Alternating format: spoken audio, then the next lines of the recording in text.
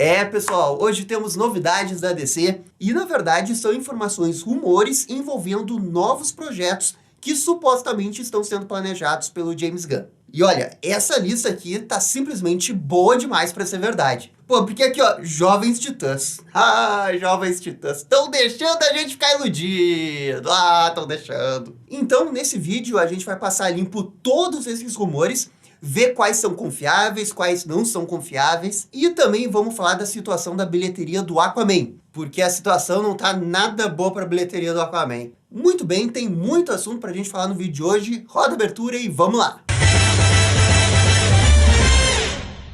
E pessoal, é aquele papinho de antes de começar o vídeo, né, que vocês sabem. Vai deixando aquele bate-like, aquele bate-comentário. Já que hoje a gente vai falar aí dos projetos que podem acontecer eventualmente no DCU, comentem aí projetos que vocês gostariam de ver de acontecer. Eu já deixo aqui que o meu projeto de sonhos realmente é Jovens Titãs. Beleza, dado o meu recado aqui, ó, vamos começar falando desses rumores de novos projetos do DCU. Essas informações foram organizadas pelaquela conta lá do DCU Leaks, mas as pessoas que estão dando a informação de determinado projeto são de outras pessoas que estão lá no Reddit. Ou seja, são outros insiders. E isso coloca esse rumor numa possibilidade baixa de acontecer, pelo menos por enquanto. O primeiro rumor importante vem desse Other Emo, dizendo que um filme solo da Mulher Maravilha está nos planos e que esse novo filme vai ter uma nova atriz. Ou seja, substituindo a Gal Gadot. E assim, ó, filme da Mulher Maravilha é óbvio que eventualmente vai acontecer.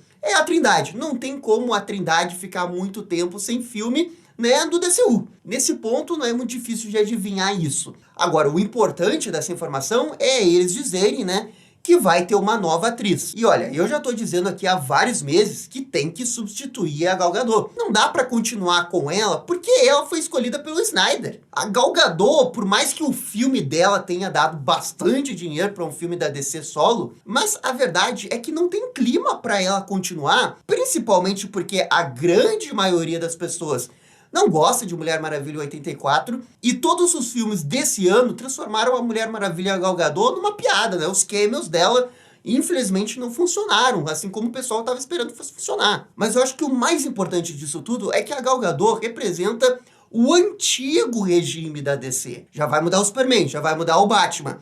Pô, tem que mudar a Mulher Maravilha também. E esse rumor, embora seja de uma fonte não muito confiável, na minha opinião, tem muitas chances de se confirmar. No final do dia, acabou sendo muito bom o James Gunn não anunciar nada da Mulher Maravilha esse ano, porque se ele tivesse anunciado lá atrás, em fevereiro, quando existia uma discussão que a Gal Gadot tinha que continuar ou não, e eu sempre disse aqui que ela não iria continuar, e eu achava que o James Gunn queria substituir ela, mas ele queria fazer aquele meio campo para justamente não ter muito hate em cima de uma possível substituição, porque eventualmente com o tempo passando e o pessoal absorvendo melhor um novo casting do Superman, logo logo o pessoal que era contra trocar a Gal Gadot iria acabar eventualmente cedendo, sabe? E a melhor coisa que eu acho que para Mulher Maravilha é substituir. Precisa ter uma nova origem e precisa de uma nova atriz.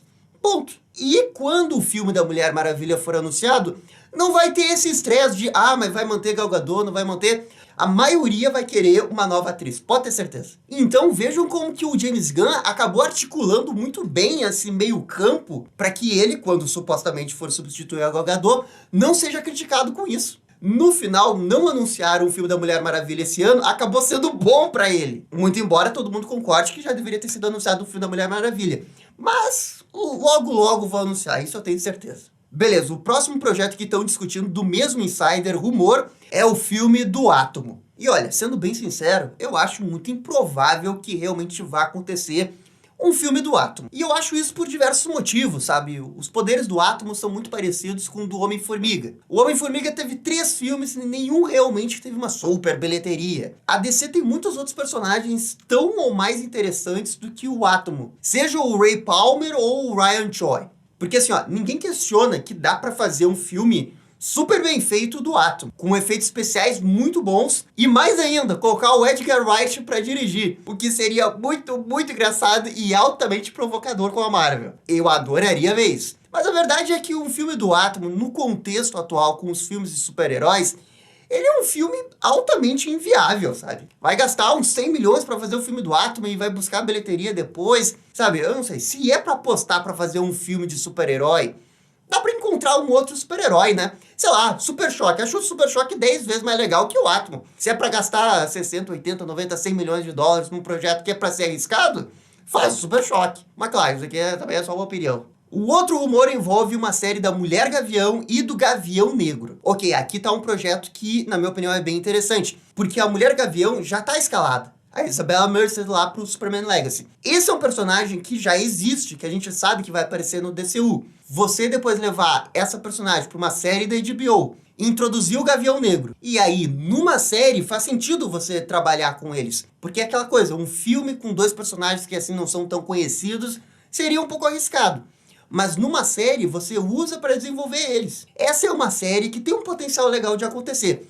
É só que realmente você tem que acertar o tipo do projeto e quem tá fazendo. Filme é realmente um pouco demais, mas uma série na HBO sendo bem produzida poderia chamar atenção. E bem, indo para os dois próximos projetos especulados, é um filme dos Jovens Titãs e um filme rated R do Etrigan. E pô, aqui sim é o sonho. Filme rated R do Etrigan e filme dos Jovens Titãs. Para tudo. Isso aqui eu queria que fosse muito verdade. Ah, mas o filme do Etrigan não vai dar dinheiro. Assim, calma, porque o Etrigan é diferente do Atom. E não por causa da popularidade. E sim por causa de quem que poderia fazer o filme. Um certo diretor renomado aí chamado Guilherme Del Toro. Se você tem um filme rated R do Etrigan e consegue chamar o Del Toro pra fazer, o que assim parece um sonho impossível, mas não é. Porque o próprio Del Toro já falou nas redes sociais que ele ama o Etrigan, é um dos personagens favoritos dele. Tem até essa foto bem legal que ele pintou todo um Etrigan, ele fez todo um trabalho lá porque ele gosta muito do personagem. E ele já admitiu que esse seria um sonho dele, mas que ele nunca conseguiu encontrar a história pra ele fazer. Então, é por isso que é uma ideia boa. O filme do Etrigan é completamente diferente do Átomo. O Átomo é um personagem que tem muitas semelhanças com o Homem-Formiga, e que talvez não fosse fazer um filme tão diferente, por mais que talvez fosse melhor. Etrigan não, a gente nunca viu algo parecido no gênero de super-herói com o filme do Etrigan. Ainda mais se ficasse com o Del Toro, isso seria demais, demais, demais. Agora, esse tipo de projeto, por ser um pouco mais arriscado, mesmo tendo o Del Toro que chama, seria um projeto para capítulo 2, capítulo 3 do DCU já bem estabelecido. No mínimo lá para 2029, 30, mas que é uma ideia excelente, isso é. A outra coisa aí é esse projeto dos Jovens Titãs. Assim, obrigação. Existem 4 coisas na DC que, na minha opinião, são obrigatórias de existir hoje. Batman, Superman, Mulher Maravilha e Jovens Titãs. O verdadeiro quarto pilar da DC não é a Arlequina, não é o Flash, é a equipe Jovens Titãs. Acredite em mim, é um exercício de futurologia, mas eu estou dizendo pra vocês, é a quarta força. Um filme dos Jovens Titãs, você nem tem que se preocupar muito se vai fazer bilheteria ou não. Esse eu falo com convicção, ele faz. O filme pode ser ruim, ele faz bilheteria. Tipo um Batman vs Superman, sabe? Mesmo mais ou menos o pessoal vai assistir. E por que eu acho isso? Porque a DC sempre trabalhou bem a marca dos Jovens Titãs. Seja na run do Mark Wolfman, George Pérez ali dos anos 80, que era a equipe da DC que rivalizava com X-Men dos anos 80, que era o auge dos X-Men, e os Titãs estavam ali rivalizando, tendo histórias tão boas quanto. Seja nos anos 2000, quando teve o desenho, que é tipo maravilhoso, e muitas pessoas foram introduzidas aos Jovens Titãs por causa do desenho, e o desenho era tão bom que as pessoas lembram até hoje, 20 anos depois. E de certa forma o desenho continuou vivo na figura dos Jovens Titãs em Ação, que todo mundo debocha, mas é um desenho muito importante para a marca, tanto da DC quanto dos Jovens Titãs. Tem muitas pessoas que cresceram assistindo esses desenhos. Por muitos e muitos anos foi o único desenho da DC no canal do Cartoon Network. Esse apego que muitos fãs têm com Jovens Titãs, mesmo não lendo quadrinhos, ou só vendo animação, ou só vendo Jovens Titãs em ação, ou vendo Jovens Titãs em ação no cinema, cara, é um apego muito forte que vai fazer as pessoas verem. Por isso, eu acredito muito que esse rumor seja verdadeiro. Estão pensando em fazer Jovens Titãs, mas estão pensando um pouco mais pra frente. Porque nesse momento, até, sei lá, 2027, 2028, não cabe filme dos Jovens Titãs. Aliás, não cabe Jovens Titãs até o filme da Liga da Justiça. Sabe, porque seria um pouco estranho, primeiro você fazer um filme dos Jovens Titãs, a equipe dos Jovens Titãs existir antes da existência da Liga da Justiça, porque o que inspira os sidekicks ali a criar os Jovens Titãs é justamente porque já existia a equipe da Liga da Justiça. Por isso que eu não vejo esse filme acontecer tão cedo. Primeiro tem que ter o filme da Liga da Justiça, acho que isso é obrigatório. E esse filme da Liga pode demorar. Só que essa que é a vantagem que o James Gunn tem. Jovens Titãs é um super trunfo dele. Ele pode usar na fase 2 dele e fazer com que os Jovens Titãs seja aquela equipe, família que vai se unindo, vai tendo vários filmes, tem a sua própria história em paralelo que conversa de vez em quando com os filmes principais. Esse é o filme da equipe obrigatório que tem que acontecer, mas tem que esperar um pouquinho. Antes de 2028, eu acho bem improvável. Agora, o que eles poderiam fazer é aproveitar um pouco o Batman Brave and the Bold, que vai ter o Damon, e lá já ir pincelando um pouquinho sobre um dia existir os Jovens Titãs. Isso eu vejo acontecer porque se eles forem fazer essa equipe, provavelmente o Damon faria parte, sabe? Continuando a lista, tem o rumor de uma série do Senhor Destino, um filme do Homem-Borracha, um filme solo da Patrulha do Destino, série do Deathstroke e filme solo do Deadshot. E beleza, aqui são 5 projetos e eles estão dizendo que todos esses projetos seriam ali no capítulo 2, no capítulo 3, que é onde deveriam se encaixar mesmo se esses projetos realmente acontecerem. E olha, gente, entre todos esses projetos, com certeza o que mais chama atenção é o do Deathstroke. Claro, o Deathstroke é aquele personagem super popular entre os jovens, porque ele é aquele vilão barra, às vezes, anti-herói, que tem uma espada maneira, sai como mercenário matando umas pessoas ali. Eu entendo por que o Deathstroke é bem popular. Só que eu também vejo um pouco diferente. Porque se é verdade que eles estão fazendo um projeto dos Jovens Titãs, ou planejando para fazer, eventualmente você vai ter que colocar o Deathstroke ali no microverso dos Jovens Titãs. Ele é o principal vilão da equipe, junto com o Trigon e outros ali, o Irmão Sangue. Você precisa do Slade. Inclusive, se desse para planejar alguma coisa com antecedência, eu primeiro introduziria o Deathstroke num filme dos Jovens Titãs e terminaria esse filme dos Jovens Titãs com um gancho para levar para uma série do Deathstroke. Eu só não acho que pode ser o contrário, que é a série levar para o filme. Eu não faria isso porque a própria Marvel provou que isso não tá dando resultado. O personagem que é introduzido na série e vai fazer o pulo pro filme. E na hora de fazer esse pulo, o público não compra, sabe? Então, por isso que primeiro eu introduziria o Deathstroke num filme dos Jovens Titãs e depois a série. Mas eu com certeza faria a série do Deathstroke, eu acho que é uma boa ideia. E aí esses outros projetos, todos eles me parecem interessantes no papel. Fazer uma série do Senhor Destino é uma boa ideia, porque o Senhor Destino é um personagem muito grande na DC e ele tem um potencial para fazer uma ótima história. E nesse caso, me parece que é uma ideia melhor fazer uma série do que um filme. Porque, de novo, o Senhor Destino, ele é um caso parecido com o Atom. Porque é um personagem com comparações muito imediatas com o Doutor Estranho. Então, para evitar essa comparação direta, você pode fazer uma série e explorar muito o personagem na história dele. Porque, cara, tem uma ótima história ali sobre como que o Nabu usufrui ali do hospedeiro para ser o Senhor Destino. Seja lá qual o Senhor Destino que eles quiserem usar.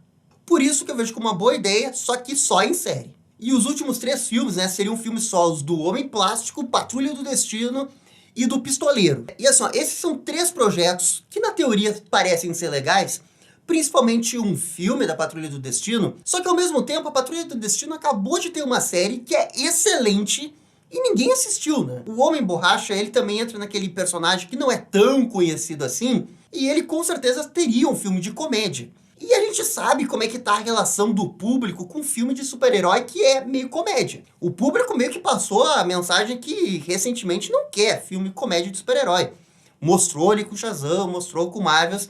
E eu não sei se o público realmente quer esse filme mais descontraído de super-herói. Mas, dito isso, o Homem-Borracha é um personagem legal para você ter no universo da DC. Talvez ele poderia ser membro da Liga da Justiça. Talvez ele fosse membro ali dos Terrifics, junto ali com o Mr. Terrific. Ele tem espaço no DCU, só tem que encontrar o lugar certo dele. E eu só não sei se ele precisa ter um filme solo, sabe? Acho que é um pouco exagerado ele ter um filme solo. E quanto ao filme do Pistoleiro, ele me parece aquele personagem que quando ele tiver um filme solo, iria se comportar mais como um anti-herói do que na verdade um vilão. É como o Deathstroke. Quando o Deathstroke tá tendo suas histórias solo, ele cai na linha do anti-herói. Quando ele tá contra os Jovens Titãs, ele cai na linha do vilão. Só que esses dois personagens, na minha opinião, eles funcionam melhor quando eles são vilões. O Deathstroke até talvez tenha um interesse por trás, uma vingança pessoal, ou ele tá fazendo só um contrato pra alguém, mas ainda assim ele funciona melhor com uma força antagônica. E é a mesma coisa pro Pistoleiro. É só que o Pistoleiro tem esse drama envolvendo a filha dele, que é bacana. Eu só não sei se é o suficiente para querer fazer um filme inteiro sobre isso. Aliás, já teve esse filme, se chama Esquadrão Suicida do David Ayer, que não é um bom filme. Não é exatamente culpa do Pistoleiro ali, né, é o conjunto todo, mas eu fico realmente preocupado o que eles iriam contar nesse filme do Pistoleiro se não for a história com a filha, que meio que já foi contada ali naquele filme do Esquadrão Suicida. De todos os projetos aqui, eu diria que o do Pistoleiro é o que realmente dava pra tirar. E assim, ó, só lembrando que esses são rumores de pouca credibilidade. Só que mesmo que talvez as coisas não se confirmem, é muito legal ver essa discussão do universo da DC, onde que ele pode ir, quais os projetos que podem acontecer, porque a gente realmente está vendo a formação. Esse primeiro capítulo do James Gunn já tem projetos bem diferentes. Quem poderia imaginar que teria o filme do Monstro do Pântano, da Autoridade? São personagens que ninguém falava e eles foram lá e anunciaram. Todo esse debate que a gente está tendo aqui, ó, mas eu acho que esse filme não vai acontecer porque ele não tem muito apelo para bilheteria.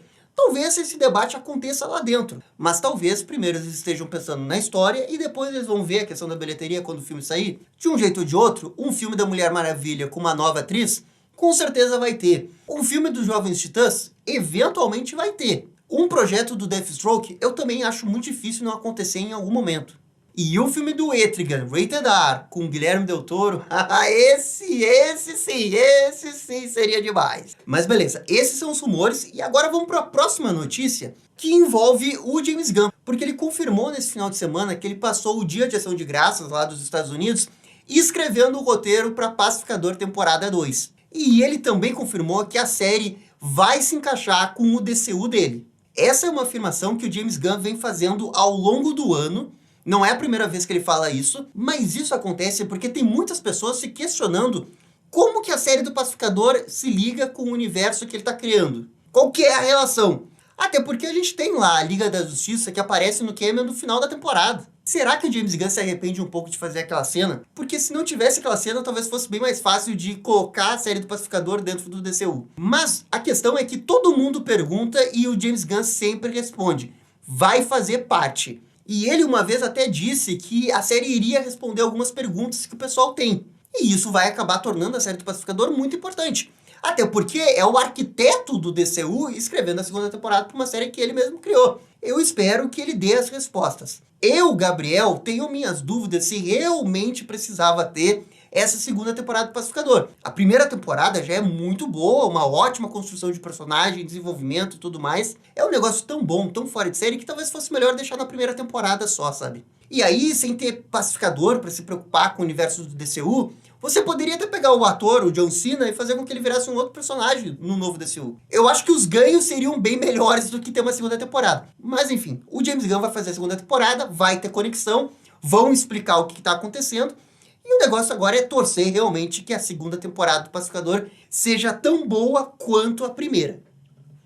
Esse é um desafio muito grande, mas com certeza é possível de fazer. E vamos agora para a última notícia, que é a questão da expectativa da bilheteria de estreia do Aquaman e o Reino Perdido. A situação não está nada boa. Nos Estados Unidos, a projeção é que o filme vai fazer entre 32 e 42 milhões no seu primeiro final de semana. Isso é bem baixo. É no nível ali do Shazam, abaixo do Flash, e um pouquinho superior ao Besouro Azul. E o que tá pegando nesse momento é a questão da marca da DC, a questão de que esse universo ninguém mais se importa, e o contexto todo do ano envolvendo filmes de super-heróis, porque assim, só teve 2 filmes esse ano que conseguiram fazer uma boa bilheteria. O Guardiões da Galáxia e o Aranha-Verso. O resto é meio whatever, e o Aquaman infelizmente está sendo vítima disso também. Agora, o filme do Aquaman ainda tem 2 alentos. O primeiro alento é o que aconteceu lá no primeiro filme.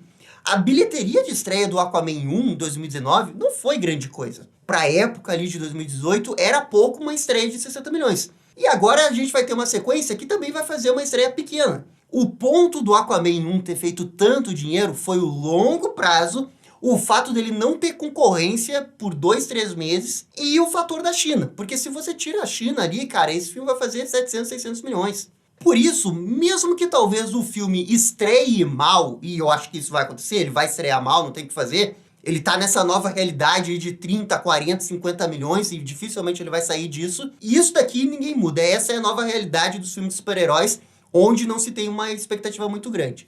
Mas ainda vai ter que ver o que vai acontecer nas semanas seguintes, porque como o primeiro filme fez muito dinheiro na China, talvez o segundo filme também faça. e a gente ainda não tem uma projeção de bilheteria do filme do Aquaman na China nesse momento. É um negócio que tem que esperar para ver. Mas também é verdade que nesse ano filmes de super-heróis não estão fazendo muito dinheiro na China. E se isso acontecer, a bilheteria do filme do Aquaman também vai ficar bem baixa, entre 230 milhões, no máximo, no otimismo. E para DC/Warner, eu realmente acredito que eles estão com aquela filosofia, o que vier é lucro. Ah, fez 100 milhões? Fez 200 milhões? É lucro.